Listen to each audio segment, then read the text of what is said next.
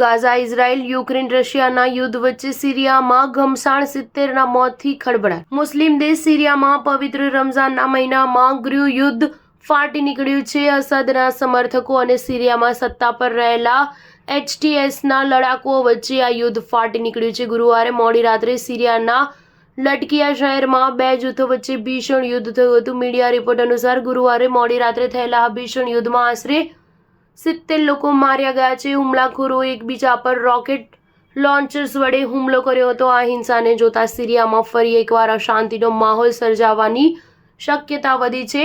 Bashar અલ અસદને હટાવીને સિરિયામાં સત્તા પર આવેલા હયાત તાહિર અલ શામના લડાકુઓએ અસદના સમર્થકોના ઘરો પર ગોળીબાર કર્યો હતો, જેનો વિડીયો પણ વાયરલ થયો છે. સિરિયન સુરક્ષા દળોએ એક ઇમારત પર ગોળીબાર કર્યો હતો. આ ઇમારતમાં પૂર્વ વડા અસદની સરકારના જનરલ ઇન્ટેલિજન્સ રહે છે. ગોળીબાર કર્યા બાદ અસરની જનરલ ઇન્ટેલિજન્સના અધિકારીઓની ધરપકડ કરી હતી. યુદ્ધની આગમાં ભભૂકી રહેલા ગાઝા અને યુક્રેન વચ્ચે શાંતિ મંત્રણાની ચર્ચા થઈ રહી છે. ટ્રમ્પ બંને દેશો વચ્ચે શાંતિ સ્થાપિત કરવા પ્રયત્નશીલ બન્યા છે. ટ્રમ્પ યુક્રેનમાં પણ યુદ્ધ અટકાવવા પગલાં લઈ રહ્યા છે.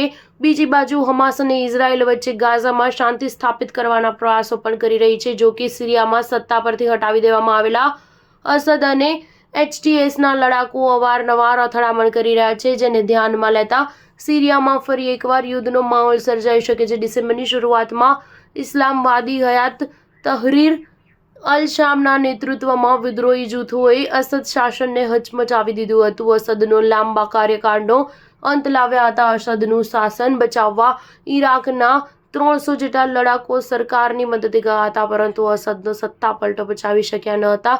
સર મુખ્તિયાર અસદ લગભગ 24 વર્ષથી સિરિયામાં શાસન કરી રહ્યા હતા. સ્ટાર ન્યૂઝ 7 હંમેશા સચ્ચાઈની સાથે.